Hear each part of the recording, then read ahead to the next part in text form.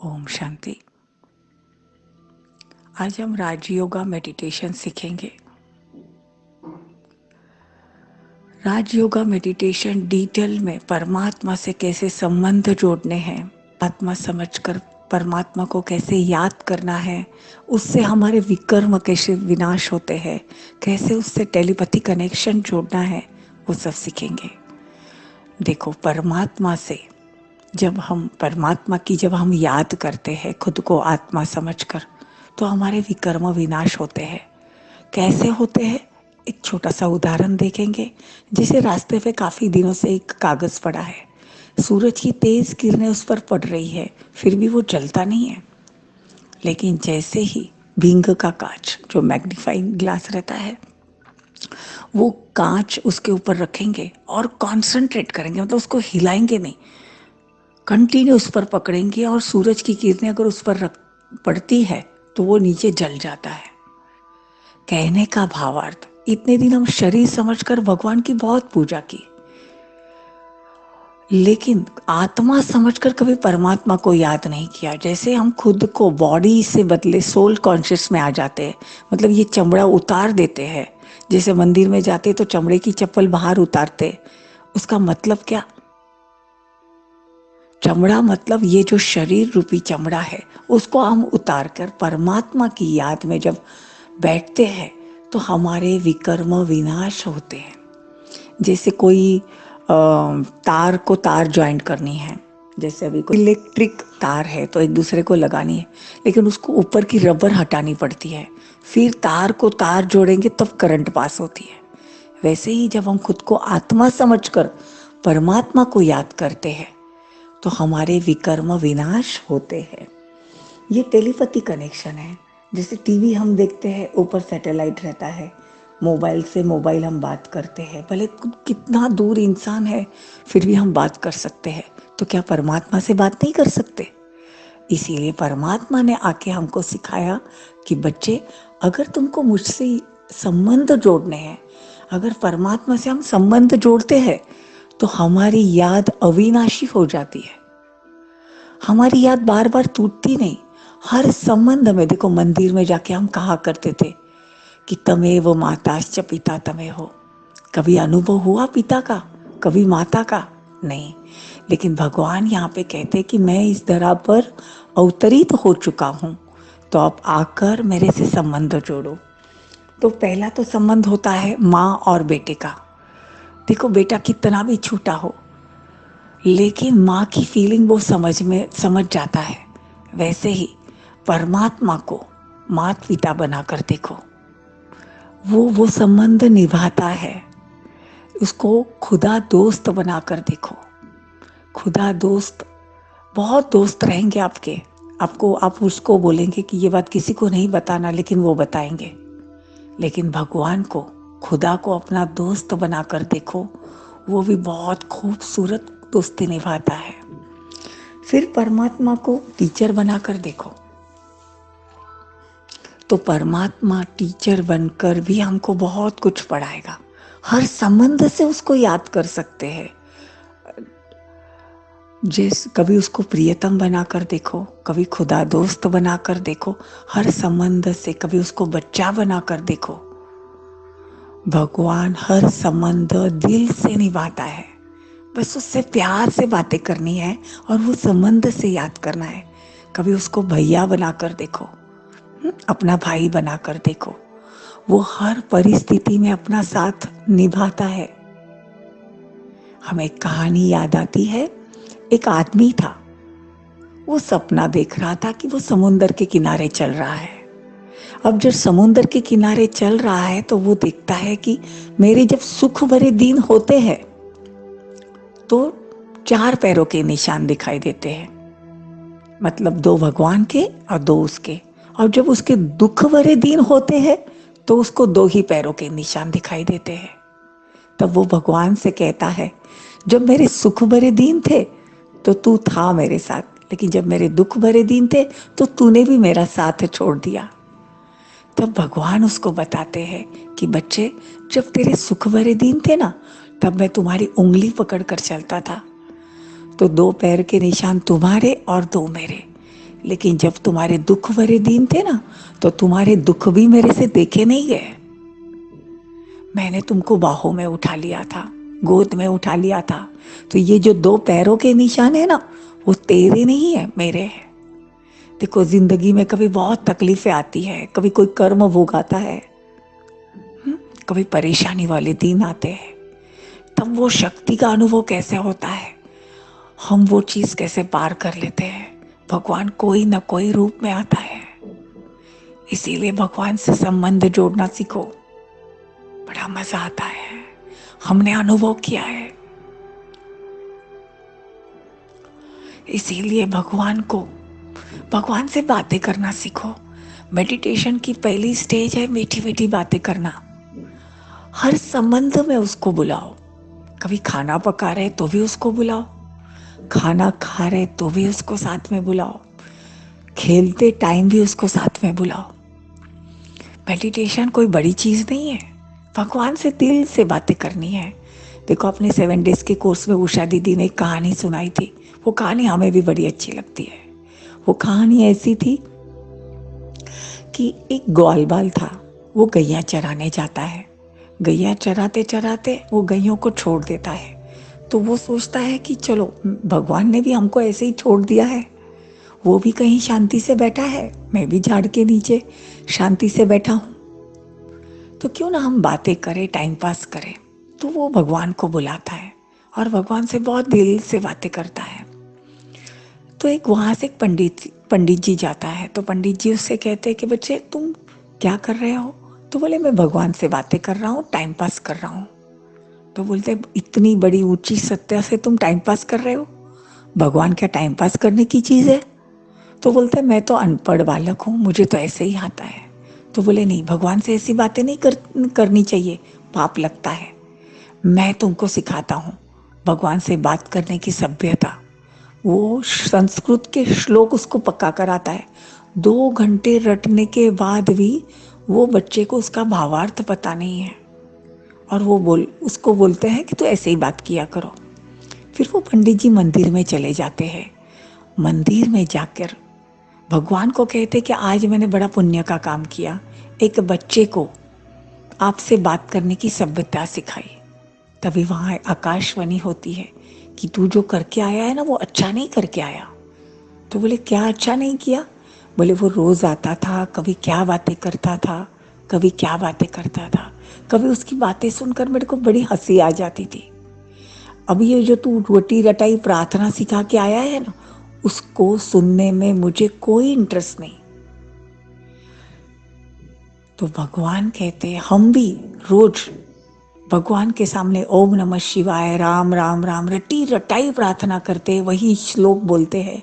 तो भगवान को भी उसको सुनने में कोई इंटरेस्ट नहीं। भगवान से दिल से बातें करो, प्यार से बातें करो, जो आए वो बातें करो।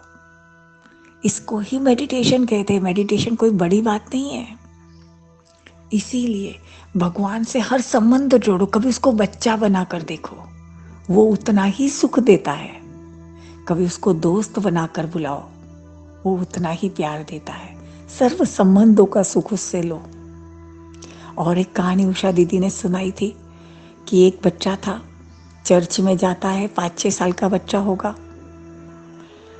वो बच्चा चर्च में जाता है तो पादरी जी वहां पे प्रेयर बोलते हैं। तो वो देखता है, तो वो भी आंखें बंद करके प्रेयर बोलता है।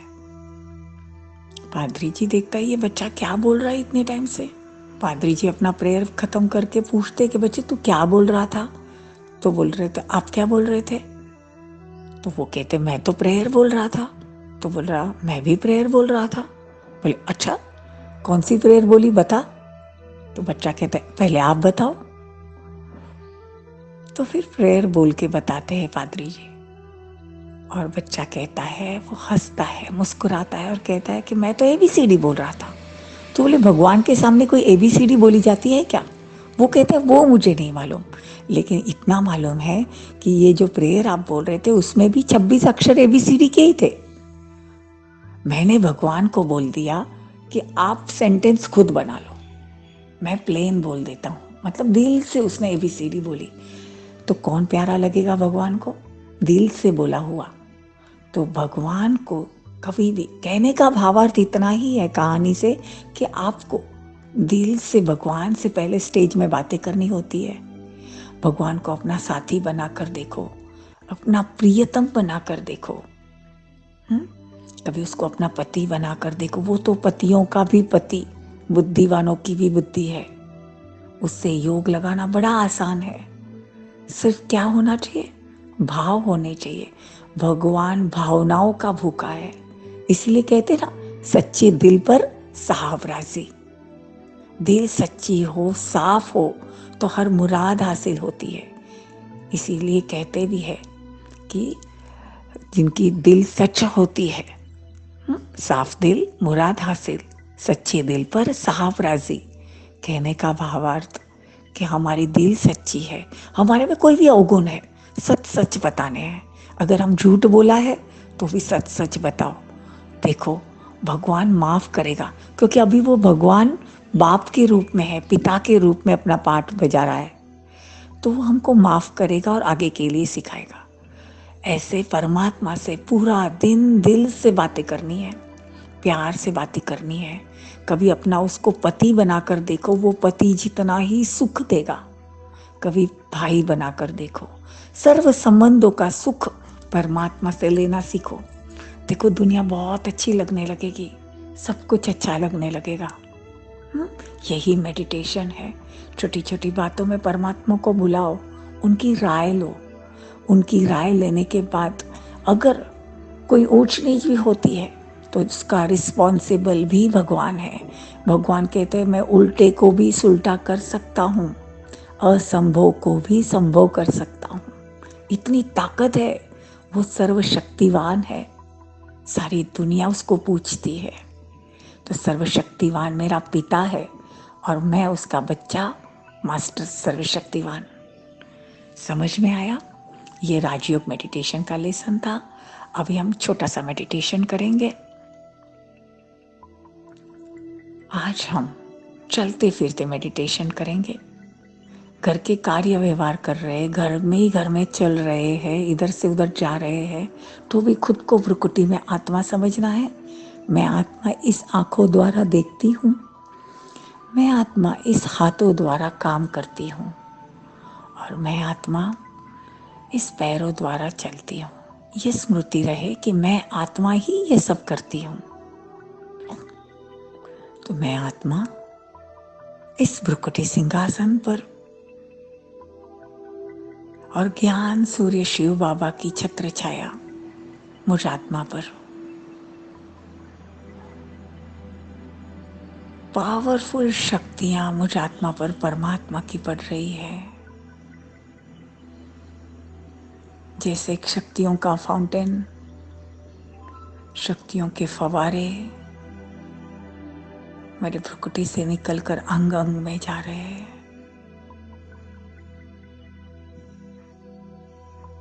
और मैं आत्मा हर एक रूम में चक्कर लगा रही हूं, आंखें खुली, भ्रुकुटी के बीच में आत्मा स्थिति में स्थित होने की स्मृति, और ऊपर ज्ञान सूर्य, महाज्योति शिव। मैं आत्मा हर एक रूम में चक्कर लगा रही हूं। किचन में परमात्मा की शक्तियां मुझ में पड़ रही है और मेरे शरीर से निकलकर पूरे किचन को शुद्ध कर रही है। बेडरूम में मैं आत्मा खड़ी हूँ, मुझ पर परमात्मा की शक्तियां पड़कर बेडरूम का कोना कोना शुद्ध होता जा रहा है। हॉल में, टेरेस में, पूरे घर में आप चक्कर लगाओ और परमात्मा की याद पूरे घर में शक्तियों के फवारे कर दो। सब नेगेटिविटी समाप्त हो रही है, पूरा घर पवित्र हो गया है। और हम दोनों हाथ एक दूसरे के ऊपर घिसेंगे जोर जोर से और बोलेंगे 7 बार, मैं मास्टर सर्वशक्तिवान हूं।